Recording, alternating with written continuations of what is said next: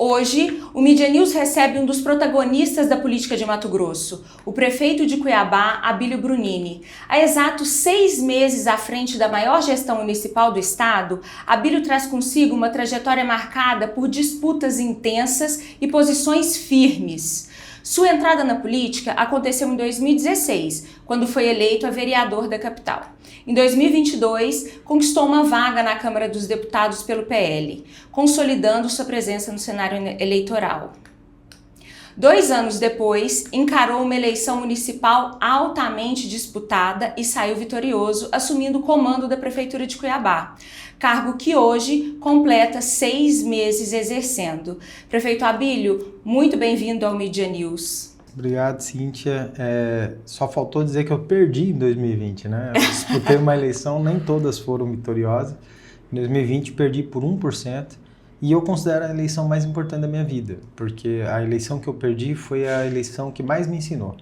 As que a gente ganhou foram importantes, porque a gente conseguiu ocupar um espaço. E eu falo a gente, não é que eu estou dizendo que existe múltiplos eu, é que existe uma equipe junto comigo que trabalha junto. Então, em 2022 foi muito importante, porque mudou o rumo da minha percepção da política quando a gente vai para Brasília.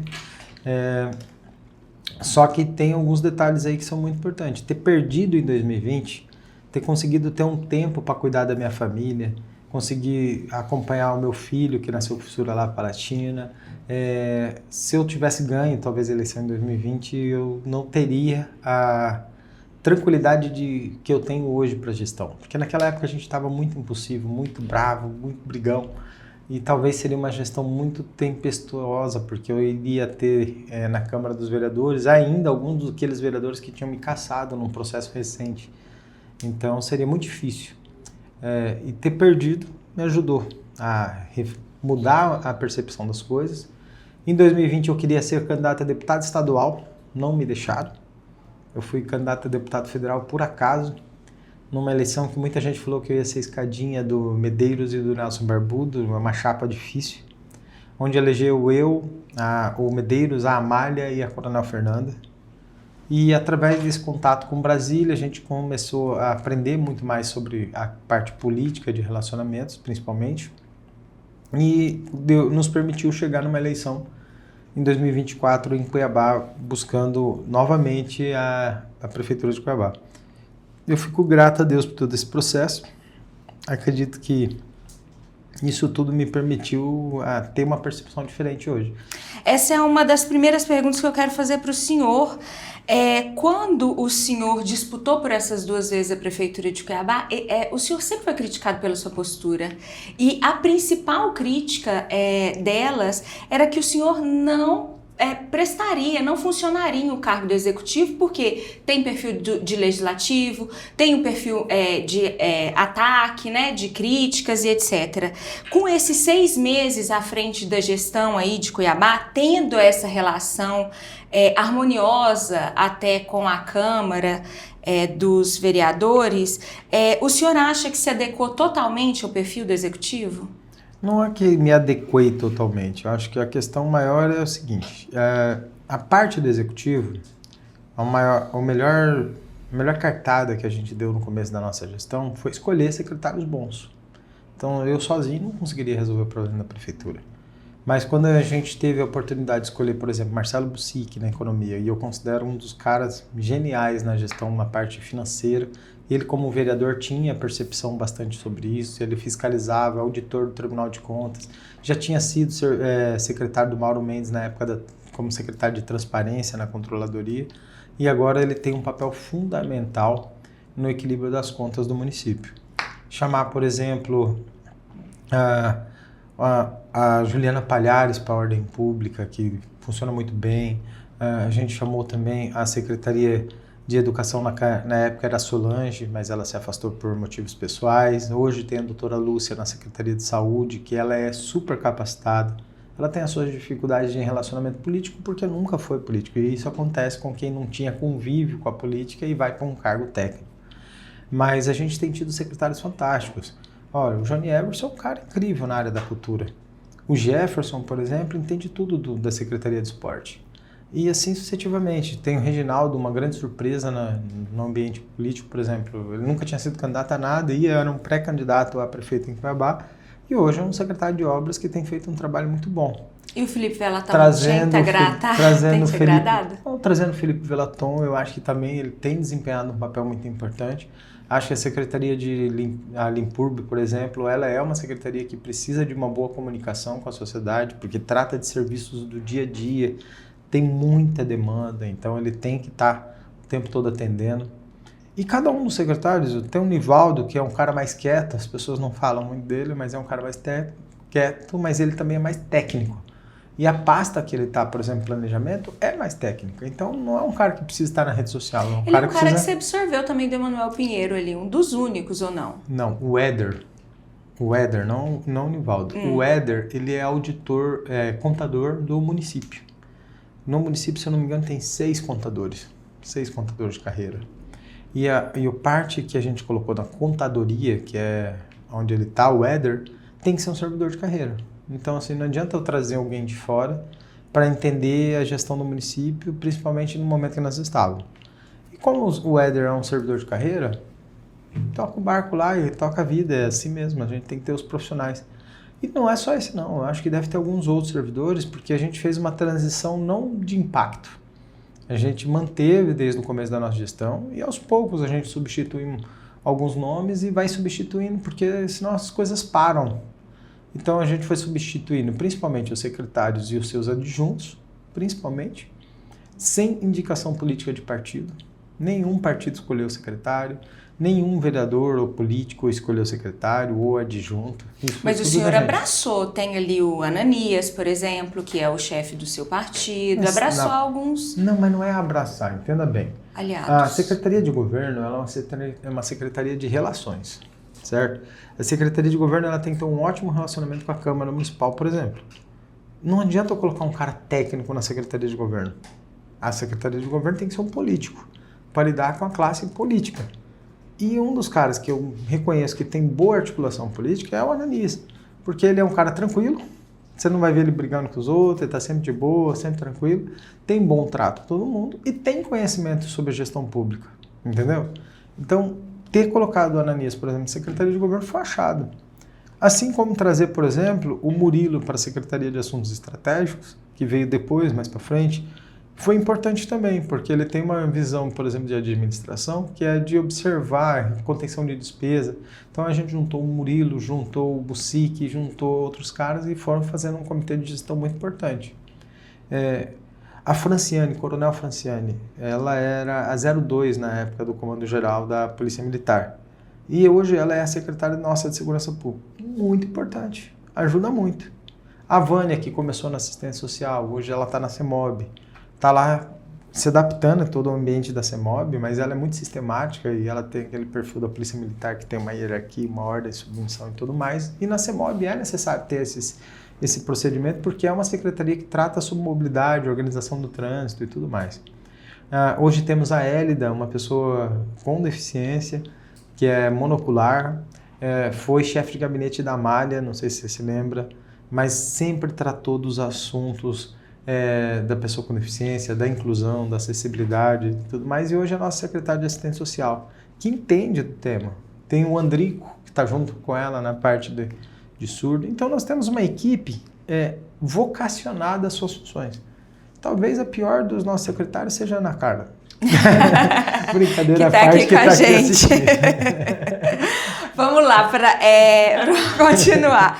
Nesse grupo que o senhor falou, ele só assumiu após uma reforma administrativa. Tem uma secretária que foi uma revelação, a Michele, a Misha, na Secretaria de Habitação e Regularização Fundiária. Nunca foi da área pública e quando assumiu lá, alguém falava, é a mulher do Velaton, e atacou. Pô, mulher sempre sofre, tem que provar 2 vezes, né? Quando o homem assume um espaço, alguém fala que é pelo mérito dele. Às vezes, quando uma mulher assume um espaço, não é pelo mérito dela. É mérito do homem. Ela tem que provar 2 vezes que é mérito dela. E eu vou te falar, ela é muito melhor que o Velaton. Ela é muito mais eficiente que o Velaton. Só que ela é mais quieta, ela não é de comunicação da rede social, ela tem um perfil diferente. mas ela tem uma qualidade de resultados que surpreende toda a nossa equipe. O Velaton é um político, né? Ela não. Mas isso é um dos detalhes. Também. Às vezes a gente percebe que algumas mulheres elas têm perfis diferentes, formas diferentes de agir e entregam resultados até melhores. A Samantha, por exemplo, minha esposa, ela é mais quieta. Ela não é que nem eu no posicionamento. Mas ela é mais de resultado do que o meu. Ela é mais eficiente do que a minha. A Samantha, sem falar muito, sem discutir muito, sem brigar com os vereadores, você vê que o perfil dela não é de conflito lá na Câmara Municipal, mas ela tem presidido a CCJ, trazido resultados, projetos bons têm sido aprovados, só que sem conflito, sem aquele barulho todo que às vezes a gente faz. Perfeito. Prefeito, a gente já vai chegar nesse seu perfil aí, mas eu queria saber a respeito, continuando sobre esse grupo aí que está te ajudando a tocar. Para que esse grupo fosse formado, o senhor fez uma reforma administrativa ali, criou algumas secretarias, extinguiu outras, fundiu outras. E o senhor ficou satisfeito com esse resultado? A gente pode esperar a criação ou a fusão de mais algumas aí para o próximo ano? Olha, tem algumas coisas que eu tenho desejo ainda de mexer. Porque a experiência hoje de 6 meses, enxergar a gestão hoje em 6 meses, você percebe muita coisa que você não tinha percebido no início. A transição ela não te prepara para tudo. E a observação da gestão pública do lado de fora, como parlamentar principalmente, não te dá a sensação de quais são os reais problemas. E eles são piores do que você imagina. Então, o tempo todo tem uma surpresa. Eu vejo a necessidade de criar o IPDU como uma autarquia ou uma agência, ou até mesmo uma secretaria à parte, o IPDU, para ele ter um foco mais no desenvolvimento do planejamento urbano, diferente da SMADS, que é o meio ambiente lá, porque lá é análise de projetos, questões ambientais e tudo mais, então tem uma vocação um pouco distinta, mas eu não sei se a gente faz isso esse ano, talvez eu deixe para o ano que vem. Algumas outras secretarias eu não vejo tanto assim a questão da fusão, mas eu vejo a questão do trabalho colaborativo, que às vezes é necessário ter entre uma ou duas secretarias. Porque hoje, por exemplo, a Secretaria de Esporte tem uma relação muito próxima da Secretaria de Educação. Não dá para você fundir esporte e educação, mas você precisa criar algum instrumento que seja o elo de ligação entre esporte e educação. E esporte, educação e Limpurb, que é a limpeza urbana, elas estão interligadas. Por quê? O nosso projeto agora, por exemplo, de escola aberta, de trazer a comunidade para usar o espaço da escola, tanto no período da noite quanto no final de semana, ele envolve diretamente a Secretaria de Esporte, porque ela fica aberta para a prática do esporte. Aí ela traz a Secretaria de Cultura, porque ela fica aberta à prática da cultura. E muitas das vezes as secretarias eram observadas pela sua individualidade. E hoje eu já consigo entender que é necessário fazer a conexão entre essas secretarias. Se você faz uma escola aberta durante os dias e no final de semana, e coloca a apresentação até mesmo dos alunos na área da música, do siriri, cururu, da arte, etc., ou através do esporte você coloca ali, pode ser necessário.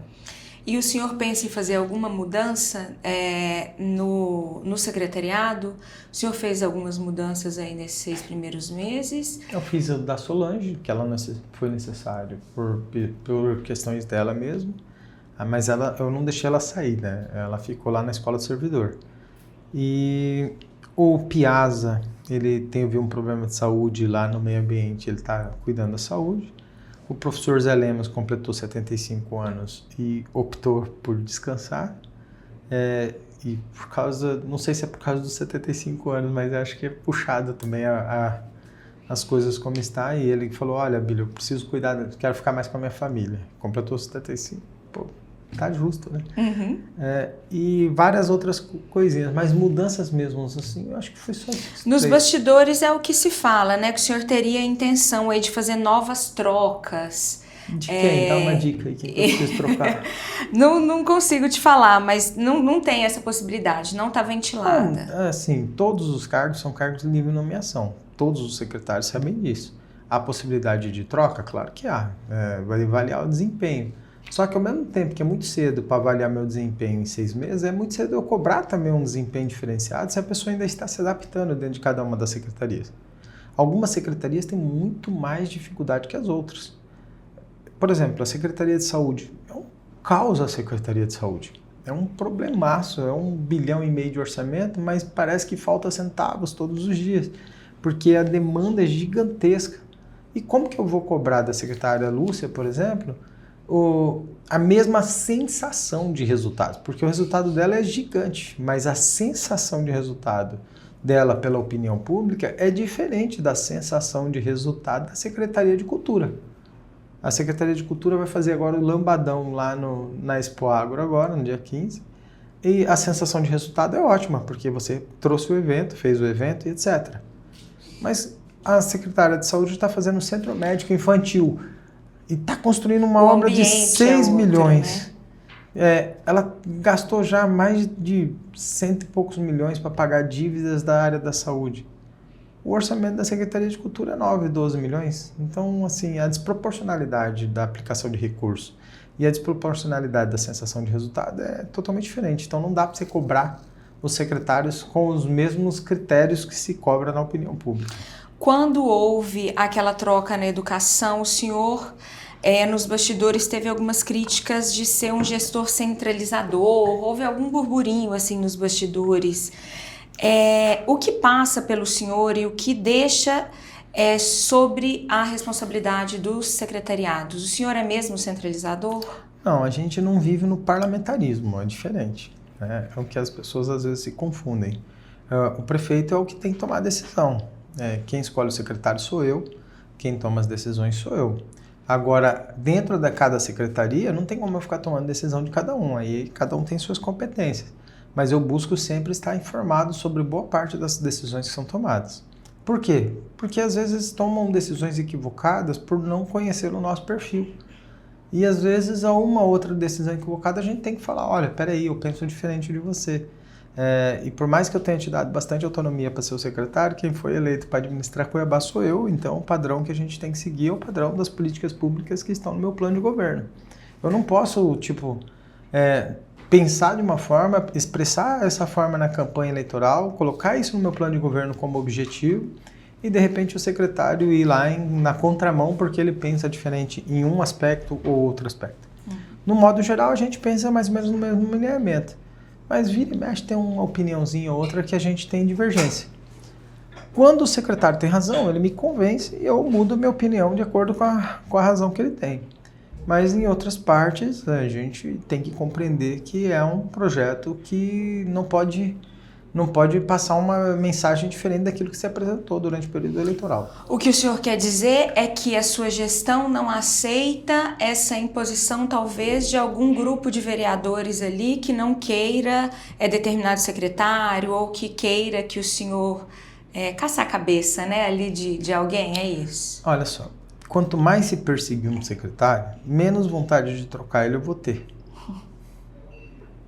Entenda como você acaba se jogando na posição de ficar refém de algumas situações. Imagina que você fosse uma secretária nossa, você está lá lutando, se esforçando, você chega cedo, sai no fim do dia, está ralando. E eu conheço todo o seu empenho, todo o seu trabalho. Só que, de repente, os vereadores não se agradaram com você. Falaram, não gosto do estilo dela, eu mando WhatsApp, ela não me responde, não sei o que, eu quero resolver os meus problemas, ela não está resolvendo. Aí eu chamo a secretária, converso com ela, olha, você está tendo alguma dificuldade de relacionamento com esse vereador, com outro?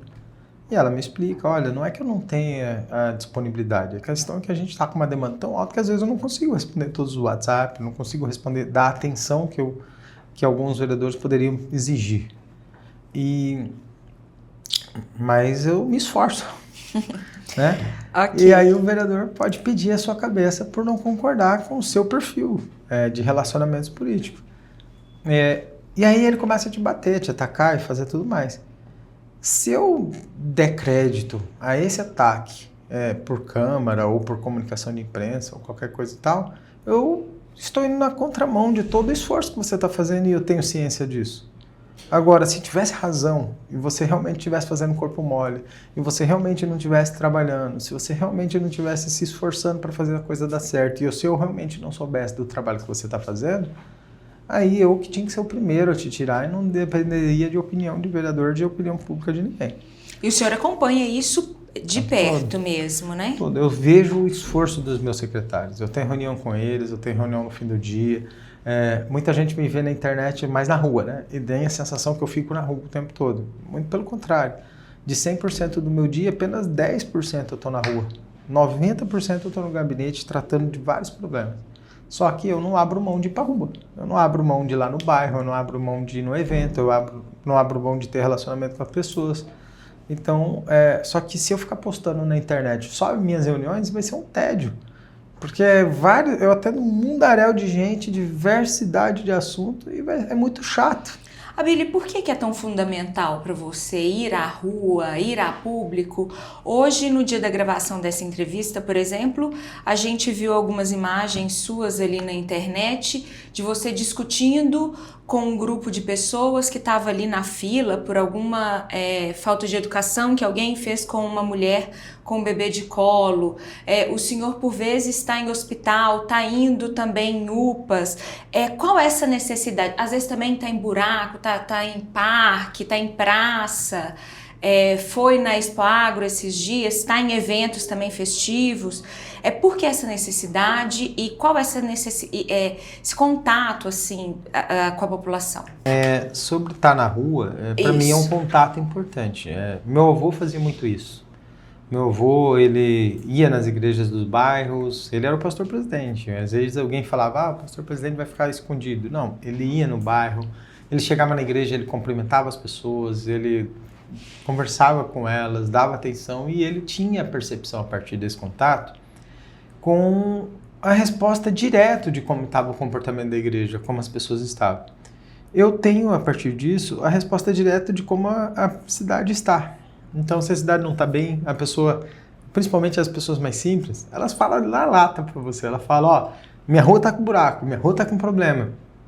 Enquanto outras pessoas, às vezes, são mais reticentes, né? Falam, não quero te atrapalhar, mas as pessoas vêm. Mas o prefeito é essa política do varejo, né? Que eles falam, é de contato também. Isso para você é um pouco primordial.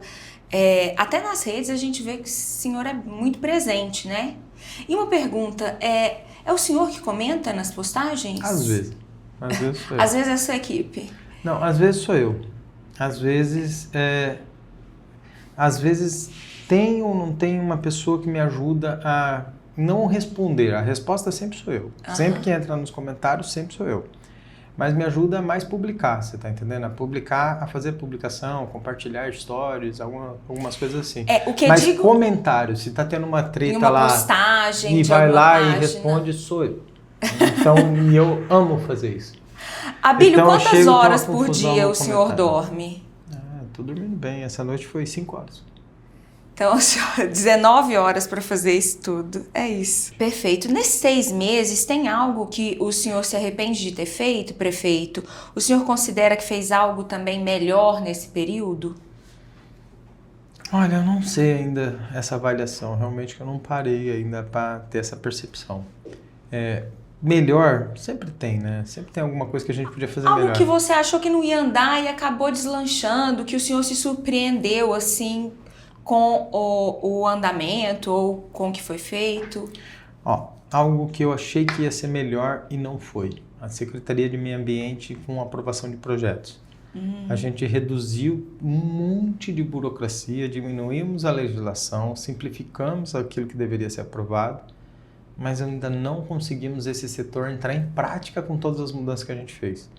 Agora a gente está tentando trazer mais 20 profissionais de arquitetura e engenharia para poder fazer mais análise de projeto para ver se isso ainda deslancha. Mas ainda não está como eu gostaria que tivesse, principalmente por ter uma percepção como arquiteto do setor. Um setor que mexe com, por exemplo, obras públicas, não está ainda também como eu esperava que fosse. Por quê? Porque a gente está com um orçamento tão limitado e está muito difícil da gente conseguir colocar em prática a retomada de boa parte dessas obras. porque elas eram feitas sem um projeto adequado. Então nós estamos gastando muito tempo com análise de projeto, levantamento das obras. Imagina, uma obra parada, ela não está só para ser retomada. Para ela ser retomada, eu vou ter que fazer toda uma análise de custo, de quanto que já foi investido, como que ela está, o quanto que falta para terminar, atualizar a tabela SINAP dela, que ela tinha uma referência de preço daquela época, quando ela parou, a referência de preço mudou, aí ela tem que fazer uma atualização, às vezes ela não pode mais nem fazer o aditivo, porque o aditivo é de 25% e vai já ultrapassar esse valor de 25%, aí você vai ter que encerrar aquele contrato, fazer uma nova licitação para você está entendendo todas as burocracias? E em 6 meses você não consegue resolver a maioria das obras. Algumas das obras foram executadas sem sequer ser empenhadas, sem ter um contrato. Como, por exemplo, tem uma obra lá no Jardim Passaredo, se eu não me engano, uma obra de unidade de saúde. Ela não foi paga nem um centavo da obra. O cara saiu construindo, fez o posto de saúde inteirinho e nunca foi pago. Perfeito. Prefeito, nesse período também, nesses 6 meses aí de gestão, o senhor fez um enfrentamento duro, assim, bateu de frente com pessoas faccionadas. O auge foi quando o senhor denunciou uma promoção de festas ali e de eventos beneficentes que tinham como promotores pessoas ali denunciadas e supostamente ligadas a facções criminosas, né? Sobre isso o senhor já falou demais na mídia, mas eu queria saber se o senhor já chegou, por fazer esse enfrentamento, por saber desse poder criminoso dessas facções, já chegou a ter medo pela sua vida ou pela dos seus filhos, da sua mulher? Então, você já responde como se fosse por mim, né? As suas preocupações. Quando você está fazendo uma situação como essa e surge na opinião pública as preocupações com a vida da minha família, a vida dos meus filhos ou a minha própria vida, já demonstra o cenário daquilo que a gente está enfrentando. E eu vejo essa pergunta com muita frequência. Muitas outras pessoas chegam e falam: e aí, Billy, qual que é a sua preocupação, a sua situação assim, assado? Olha, as ameaças, os ataques, as acusações, sempre tem. Tá? Posicionamentos exagerados na rede social, sempre tem. Tem gente que nem é faccionada e acha que e fica usando a rede social para tentar se achar alguma coisa. Tem gente que acha que é status. Só para você ter ideia. E muitas das vezes a gente faz as investigações, as denúncias, sem fazer um mundaréu de um boletim de ocorrência, que nem antes eu fazia bastante. Uhum. Porque às vezes algumas situações dá para ser apurada sem precisar desgastar o sistema da Polícia Civil nesse sentido. E a gente vai lá, fala com o secretário de Segurança Pública do Estado, passa algumas informações para ele, e vai buscando apuração sobre isso. O risco existe, sempre vai existir enquanto eu estiver na vida pública e se eu decidir fazer esse enfrentamento, ele vai existir. Pode acontecer alguma coisa comigo, com minha família, com minha esposa, com meus filhos? Pode acontecer. Está sob o meu controle? Não. O que eu posso fazer para impedir? Parar de enfrentar o problema, parar de me posicionar sobre o assunto. Ainda assim não significa que não vai acontecer. Pode, às vezes, no futuro acontecer sem ser por uma motivação política. Pode acontecer por eu estar andando de carro na rua, pode acontecer com você. Mas esse desgaste é maior pelo seu posicionamento, como que o senhor enfrenta, porque o senhor não abaixa a cabeça, mas se eu não enfrentar, quem vai? Entenda assim, hoje você está numa posição da imprensa, mas quantos estão enfrentando? Quantos têm se posicionado? Quantos vão à linha de frente? Quantos têm se colocado nessa posição? O que torna um risco maior é quando a gente está quase que sozinho fazendo esse posicionamento. Mas eu não estou sozinho. Tem vereadores que estão junto com a gente na mesma posição, tem deputados que também se posicionam na mesma posição. O próprio governador, com a Operação Tolerância Zero, ele também tem buscado fazer um enfrentamento dessa posição. Às vezes eu sou o que fala mais. Né? Mas existem ações até silenciosas que estão em atividade. Eu vou voltar à pergunta. O senhor já teve medo ou teme que seja feita alguma ação contra a sua vida? Já tive medo. Às vezes eu acordo 3, 4 horas da manhã assustado. Já tive ataque de pânico, já tive todas essas crises, já passei por isso. Prefeito, outra polêmica, e dessa vez que aconteceu essa semana, foi o projeto que o senhor enviou à Câmara, que suprimia um terço dos 15 dias de recesso das férias dos professores da rede municipal. Durante a audiência ali, que o senhor estava falando sobre o balanço, né, dos 6 meses da gestão, o senhor voltou atrás e retirou o projeto de pauta e falou que iria conversar com seus secretários e na quarta-feira iria apresentar uma proposta e discutir essa proposta com os vereadores. O que aconteceu ali? O senhor sentiu que não ia ter apoio dos parlamentares? Não é só isso. Entenda assim. Primeiro, eu realmente entendo e não mudei minha opinião sobre isso. Eu entendo que o recesso ele é necessário, o recesso de 15 dias no meio do ano para o profissional da educação, professor, etc. É um recesso necessário porque é uma atividade desgastante. Ele fica dentro da sala de aula com muita pressão, é muita criança e tudo mais, é desgastante para esse profissional. Eu entendo que você tem a necessidade de descansar esses dias, mas eu entendo que não é férias. Eu entendo que é descanso, é um recesso, é uma pausa, mas não é férias. Entenda bem, quando a gente determina um ponto facultativo, ele é um dia de descanso, ele não é férias. Imagina se todo ponto facultativo fosse interpretado como férias. Vai ter férias na sexta, férias na quinta, férias na outra quarta, vai emendar o feriadão, então virou férias. Não, o fato de emendar o feriadão é uma emenda ao calendário educacional de ponto facultativo, não é férias. O recesso de 15 dias no meio do ano é pago pelo recesso. A pessoa fica em casa, ela vai estar sendo remunerada para ficar em casa, como se ela estivesse na sua atividade de trabalho, só que ela vai estar sendo remunerada para descansar. Acontece que em 2020, com base numa interpretação da Constituição Federal, a interpretação permitia, ela não obrigava, ela permitia ser reconhecido esses 15 dias como férias, mas não obrigava. E por que permitia? Porque muitas empresas, por exemplo, puxa 15 dias do fim do ano para férias no meio do ano e 15 dias no final do ano. Mas também permitia você dar 45 dias de férias. Então, a Prefeitura de Cuiabá, em 2020, deu 45 dias de férias. Marcou aquele 15 dias de recesso como férias. Só que ele marcou e nunca pagou. Por que ele não pagou? Ele pagava o salário, mas não pagava 1/3 de férias, que tem que se pagar proporcional aos 15 dias. Porque dá um impacto significativo no orçamento. São 9 mil servidores dentro da educação. Claro que estava escolhendo apenas os professores. E só os professores efetivos, nem eram os professores contratados. E optou por fazer dessa forma. Então só recebia quem entrava na justiça. E a gente percebeu que estava começando a ter um processo de judicialização e tudo mais, e que não agia com equidade em relação a todos os servidores. Eu falei, olha, nós vamos ter que reparar esse erro.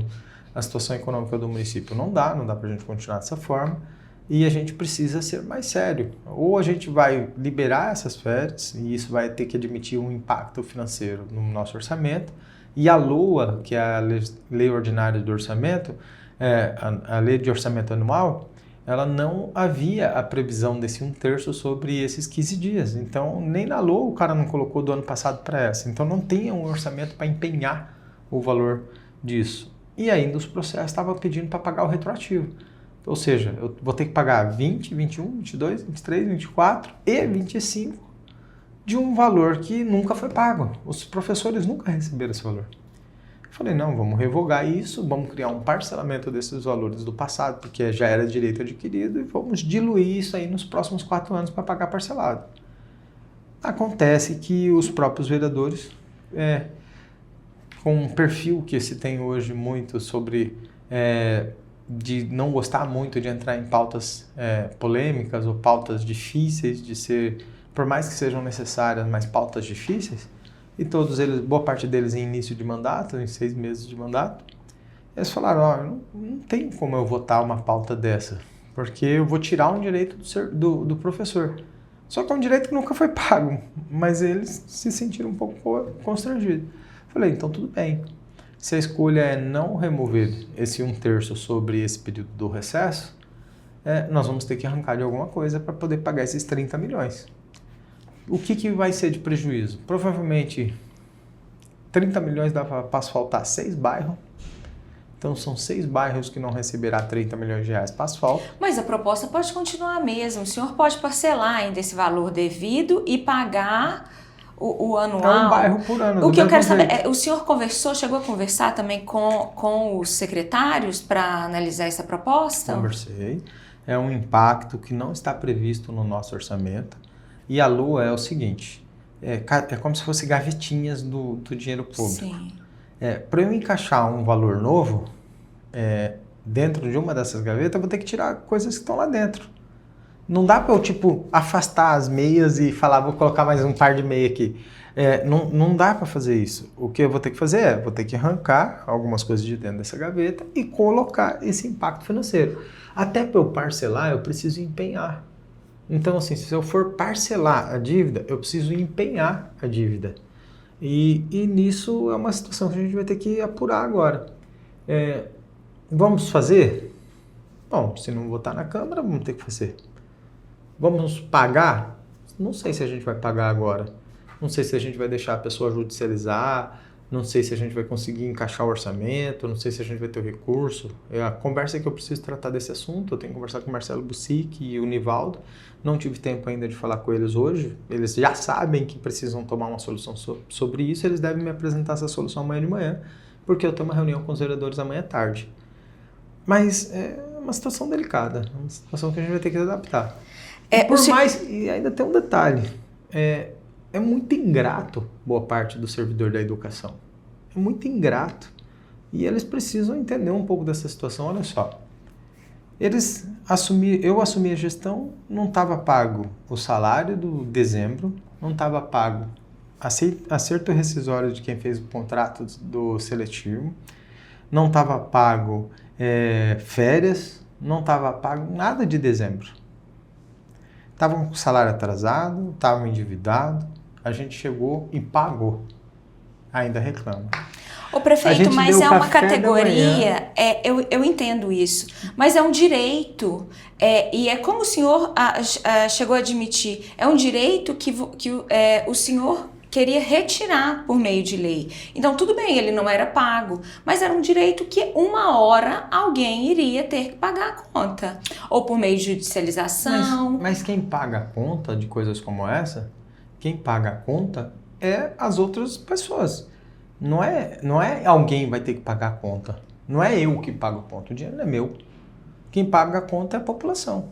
E essa é uma conta que nunca foi paga, mas que a população vai ter que abrir mão de coisas que seria para ela para pagar. Por exemplo, a gente deu café da manhã para todo mundo. A população pagou essa conta. A gente tirou o recurso que seria empregado em outras atividades para dar o café da manhã para todo mundo. Tanto as crianças quanto os profissionais da educação, indistintamente, a todos, desde o pessoal da limpeza, o pessoal da sala de aula, para todos os profissionais da educação, neste ano empenhamos um orçamento para isso. Não vem fundo do Ministério da Educação, não vem fundo de Secretaria de Estado, não vem nada, é dinheiro da prefeitura. E nem conta como 25% da aplicação. Então é como se eu estivesse aplicando 25% mais o valor do café da manhã. E aí a gente fez tudo isso para conseguir dar o café da manhã para todo mundo. Porque a gente entende que uma criança, por exemplo, que chega sem comer à noite no dia anterior, ela vai ter dificuldade de aprendizado nas 2 primeiras horas do dia. E o café da manhã, por mais simples que seja, vai dar um pouco de nutrição para ela encarar as 2 primeiras horas de aula com um pouco mais de disposição. E isso vai trazer resultados melhores. Aí a gente deu café. Nessa pauta, por exemplo, de 1/3, o que eu mais vi foi gente reclamando. Ah, mas esse pão que é dado é um pão seco, é um chá, não sei o quê. Coisa... Pô, quem definiu o cardápio não sou eu, é o pessoal da nutrição escolar que define o cardápio. Ah, mas não é um croissant, não é um pão com mortandela, não é não sei o quê. Pô, não sou eu que defino qual é o cardápio. Por mim, todo mundo podia comer o que quisesse, mas não tinha. Prefeita, não porque tinha. quando... E a gente tá dando. E as pessoas estão reclamando. Quando o senhor fala que é uma categoria ingrata, o senhor será que não joga a culpa em pessoas que não querem direitos, não querem ter revogado os seus direitos já adquiridos e tirando a culpa de um mau gestor que foi o Emanuel que aprovou e não pagou? Só para você ter noção, o Sintep foi hoje na Câmara, junto com uma parcela dos profissionais da educação lá, manifestar sobre isso. E onde ele estava nos últimos 4 anos? Pô, desde 2020 estava em vigor e não era pago. Cadê o Sintep reclamando da gestão anterior? Por que não reclamou em 2021? Por que não reclamou em 2022? Por que não reclamou em 2023? Por que não reclamou em 2024? Nos últimos 4 anos não foi pago? Onde que estava a categoria sindical? Existe uma seleção de determinados gestores se faz vista grossa, determinados gestores. O senhor acha que porque é uma categoria um pouco mais ligada ao aspecto mais de ideológico, esquerda e tudo mais, com certeza. Agora, mas é um direito que você está removendo, um direito que não foi pago. Direito que não foi pago. Eu poderia eu até comentei com os vereadores, falei, olha, e essa pauta, por exemplo, a gente suspende ela agora, paga o passado parcelado, daqui 2, 3 anos a gente pode voltar com essa pauta novamente e reinserir, para não dar uma sobrecarga no orçamento da gente. Porque o que vai acontecer no ano que vem? Eu vou ter que pagar 2. Eu vou ter que pagar, se eu parcelar no ano que vem, eu vou ter que pagar o equivalente do ano que vem, o responsável do ano que vem, e um proporcional do outro. Então eu vou ter que pagar 2. E no outro ano, vou ter que pagar 2. E no outro, 2 também. Até quitar tudo. Então, provavelmente nos próximos 4 anos, nós vamos pagar dobrado. Ou então nós não vamos pagar e vamos deixar eles também judicializar e fazer manifestação. Então, essa situação, que ela é uma situação delicada e eu tenho que fazer esse enfrentamento necessário, ela pode não ter apoio da Câmara Municipal, pode ter posicionamentos de rejeição, posicionamentos contrários e tudo mais, e eu compreendo muito bem sobre isso. Mas onde que estavam esses vereadores, onde estavam esses sindicatos na gestão passada quando não se pagava durante os últimos 4 anos? Agora, entenda bem, cada ano que vamos ter que pagar 2 vezes, ou seja, 7, 8 milhões de um ano, mais 7, 8 milhões do ano anterior, dando 14, 15 milhões de reais de impacto cada ano, são 3 bairros cada ano que não terá asfalto. Essa é a decisão. Porque esse não é um orçamento que vem do governo federal para se aplicar. O governo federal não manda 1 centavo para pagar 1/3 de férias na área do recesso. Então é dinheiro da fonte 100, que não é programado dentro do orçamento para a educação, nem na LOA estava. Então esse impacto é um impacto que eu faço a conta. Tipo, pô, não tinha esse recurso aplicado nessa área. Os 1/3 sobre os 15 dias, que para mim é recesso e não é férias, essas pessoas não recebiam. Agora, a gente vai ter que pagar dobrado e cada ano 3 bairros ficarão sem asfalto para pagar essa conta. Hoje, a gente acabou de falar sobre esse recurso que foi aprovado na gestão Emanuel, no meio da gestão Emanuel, e não foi nem provisionado, pelo jeito, em nenhuma LOA. Nós falamos também sobre o balanço dos 6 primeiros meses, e eu não falei os números aqui, mas a Prefeitura aponta um déficit de mais de 700 milhões a curto prazo a se pagar. Só mais uma coisa que eu queria colocar na área da educação, já que esse vídeo vai dar bastante polêmica, vamos dar bastante polêmica. Além da situação que eu falo de ser ingrato, é de baixo desempenho. A educação do município de Cuiabá, ela é fake, de baixo desempenho. É mais caro do que a iniciativa privada. Saiu o resultado do IDEB, pega aí o censo escolar. O capital, entre as capitais, Mato Grosso, entre as capitais, Cuiabá está em 20º lugar entre as capitais. São 27 considerando o Distrito Federal. E ela está em 20º. O estado de Mato Grosso está em 8º. E só está em 8º porque a maior parte da população que usa a rede pública municipal, por exemplo, está em Cuiabá, que é a maior densidade populacional. Então, Cuiabá está puxando o ranking de desenvolvimento do estado de Mato Grosso para baixo. E tem uma informação mais importante.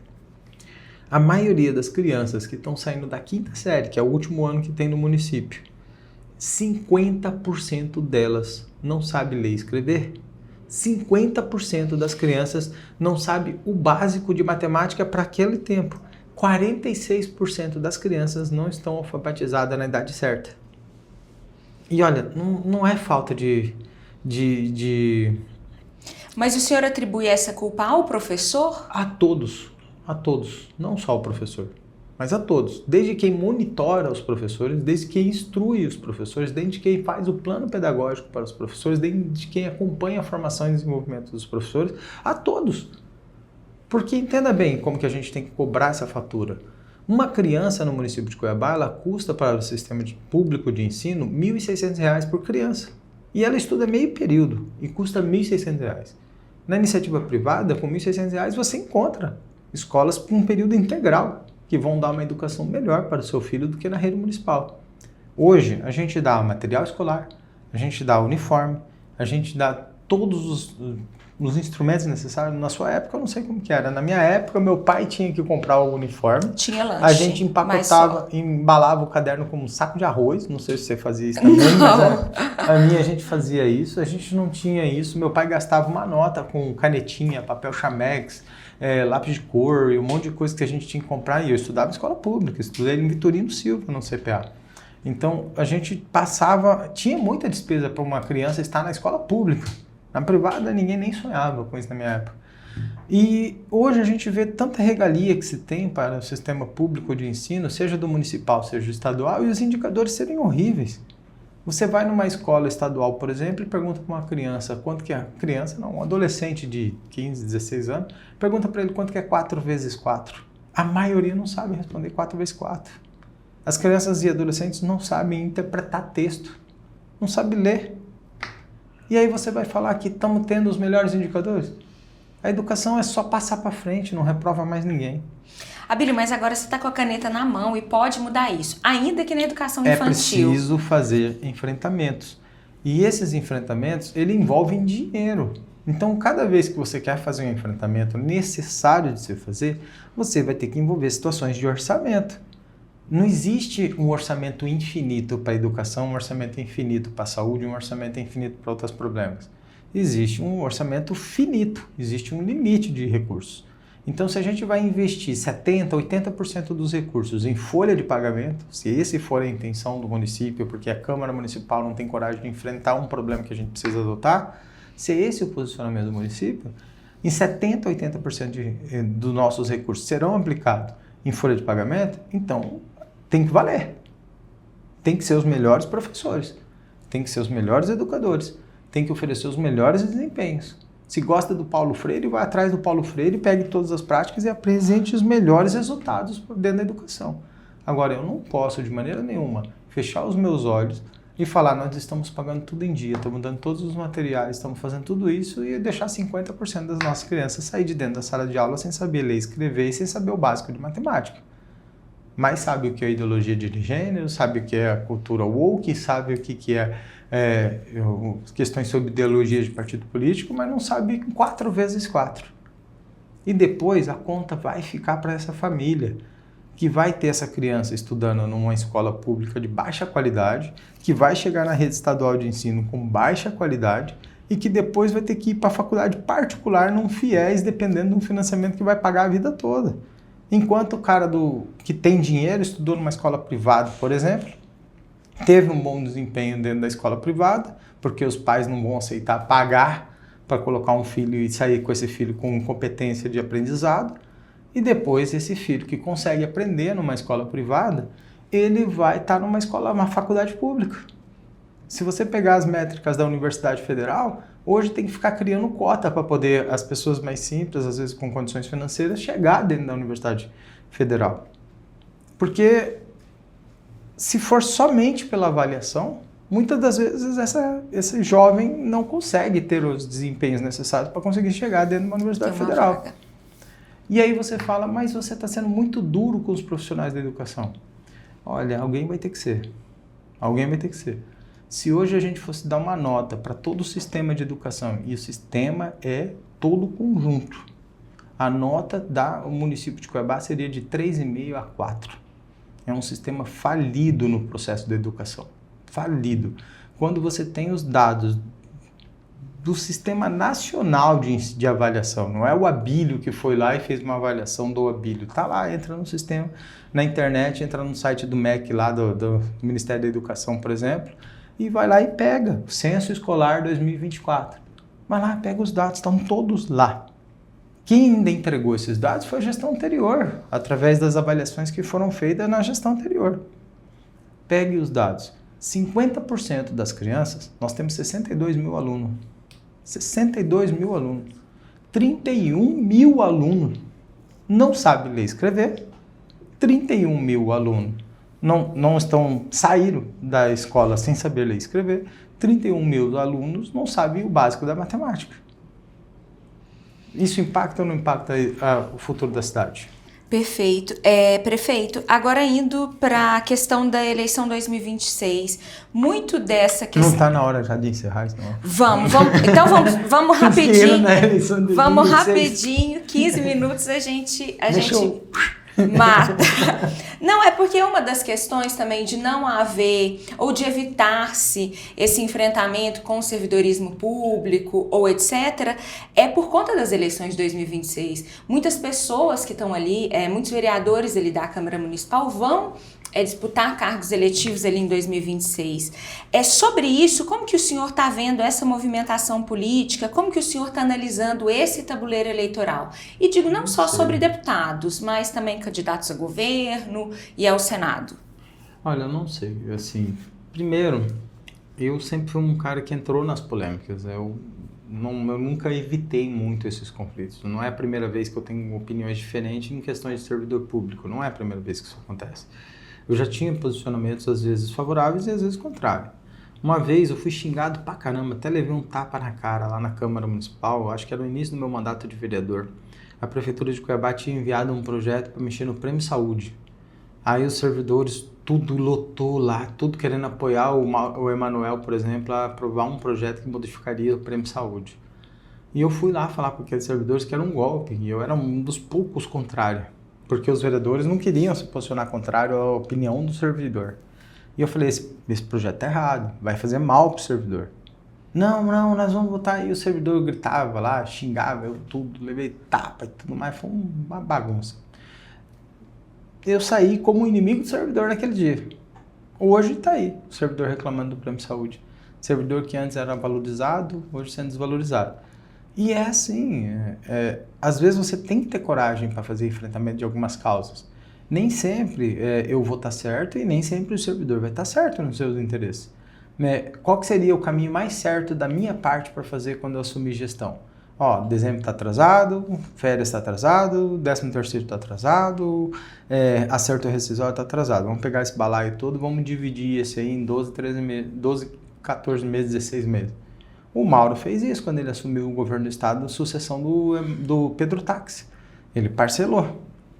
Mas eu não. Eu olhei assim e falei, cara, os caras já passaram o Natal sem um centavo no bolso, todo mundo comemorando, eles sem dinheiro do Natal, sem o dinheiro do Ano Novo. Eles vão ficar até o final de janeiro para receber o primeiro salário dele. É muita crueldade.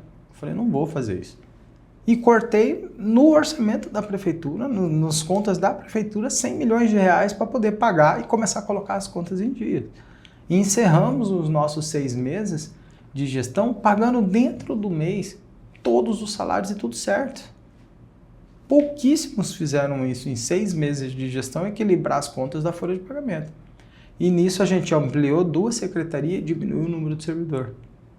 E ainda tem gente ingrata, sim, eu falo mesmo, que fica pé da vida comigo falando que eu sou anti-servidor, que eu sou inimigo do servidor público. E eu tô vendo lá os caras tudo endividado no consignado, 60%, 70% do salário dos caras endividado no consignado, entrando em dívida de cartão de crédito de 8% ao mês. 8% ao mês na dívida de cartão de crédito. A gente suspendeu todos os consignados de cartão de crédito. Todos. Nós estamos fazendo um refinanciamento para a dívida do servidor. Dilemário é o que está conduzindo esse processo. Para que a gente pegue a dívida desse servidor com cartão de crédito e faça um refinanciamento num banco, vai sair do 8% aos juros ao mês para cair para 2,5% dos juros ao mês e diminuir a despesa dele e encaixar dentro dos 30% e ele vai começar a ter uma folga do salário. E ainda tem gente reclamando. Abílio, mas se você não é inimigo do servidor, como diz, o que é o gestor Abílio sobre o servidor? Tem filho? Não. Eu tenho 2 filhos. O Sebastião, um dos meus filhos, ele nasceu com fissura labial latina. e ele tem autismo também e alimentação seletiva.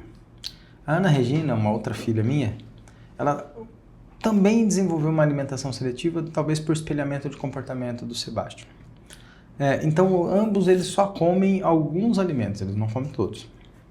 E por conta disso, às vezes eles têm que tomar alguns remédios para complementar a vitamina, para complementar algumas medidas. Eles odeiam os remédios. Odeia, vomita, faz cara de... me morde, me bate. A Ana Regina direto. Eu tô com uma marca aqui, por exemplo, ó, de uma mordida dela aqui que doeu pra caramba. E sempre que a gente tem que dar um medicamento para ela, ela odeia receber esse remédio. Mas ela odeia mesmo, de gritar, de chorar, de espernear. Mas se eu não der o remédio para ela, eu vou ter que ir com ela para o hospital. E já aconteceu. De eu ter que ir com o Sebastião para o hospital, de ter que ir lá dar medicação por Sebastião. Já aconteceu. É falta de ferro, da anemia, né? Ou coisas... Mas ele odeia. E aí, eu vou agradar ele, deixar ele ir para o hospital? Então o senhor é o pai do servidor? Não é o pai do servidor, eu sou o zelador do cofre da prefeitura. Eu sou o responsável de zelar o recurso da prefeitura. Às vezes eu vou ter que tomar decisões que as pessoas odeiam. Mas ao invés de eu ampliar a taxa... Por exemplo, eu tive que tirar a taxa do lixo, porque eu entendo que o IPTU já é o suficiente para a cobrança desse imposto que cuida da coleta do lixo. Ele sempre foi assim. Foi instituída a taxa do lixo por uma interpretação da lei federal sobre o marco de saneamento e tudo mais, mas é uma interpretação que não se aplicava ao município de Cuiabá. E a gente removeu a taxa do lixo. Mas eu vou criar mais impostos para aumentar as despesas com aquilo que a pessoa quer dentro do sistema da máquina pública? Isso vai ter que mudar.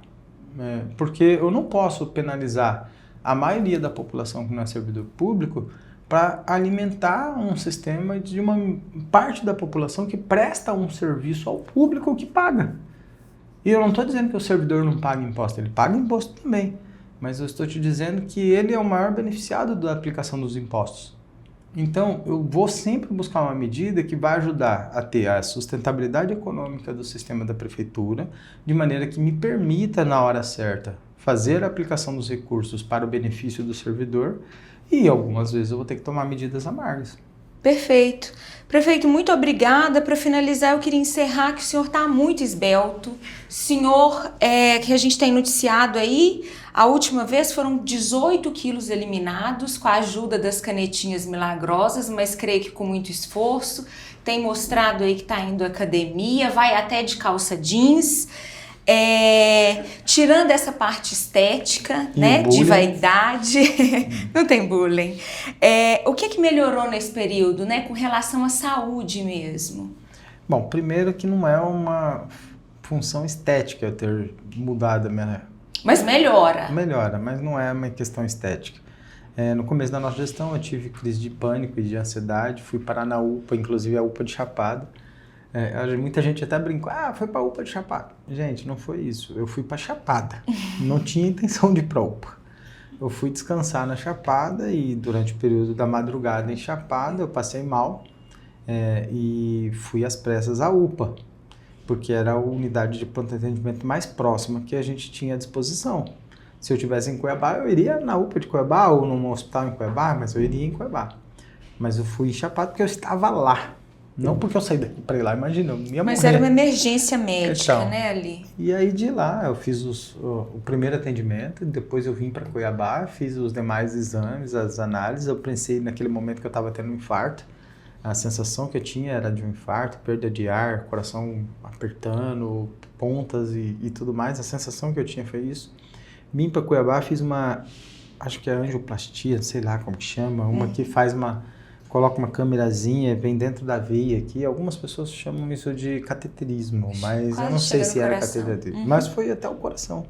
O ferrinho vem aqui assim e entra dentro do coração.